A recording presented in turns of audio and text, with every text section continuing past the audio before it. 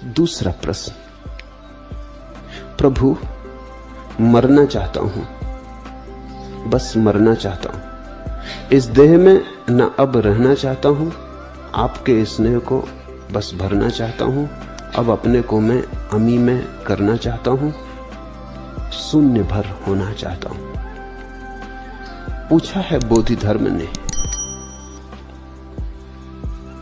समझना होगा, गहरे से समझना होगा, क्योंकि ये भाव अनेकों के मन में उठता है। जब मैं तुम्हें समझाता हूं कि मिट जाओ, समाप्त हो जाओ ताकि प्रभु हो सके, तुम अपने को पहुंच डालो, जगह खाली करो ताकि वह उतर सके,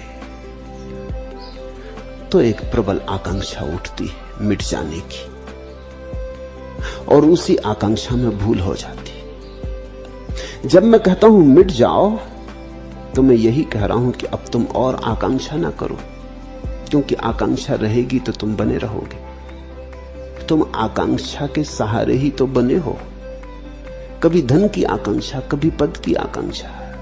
आकांक्षा ही तो सघन होकर अहंकार बन जाती है, आकांक्षा ही तो अहंकार है। तो जब तक तुम आकांक्षा से भरे हो तुम हो, जब तुम निस्सकांक्षा से भरोगे कोई आकांक्षा ना रही। ध्यान रखना, आकांक्षा से मुक्त हो जाने की आकांक्षा भी जब ना रही, लेकिन तुम मुझे सुनते हो और बात कुछ की कुछ हो जाती है। मैं तुमसे कहता हूं कि मिट जाओ, मैं कहता हूं आकांक्षा छोड़ो, तुम कहते हो चलो ठीक, हम यही आकांक्षा करेंगे, मिट जाने की आकांक्षा करेंगे। तो तुम पूछते हो हे प्रभु कैसे मिट जाएं, अब मिटाओ।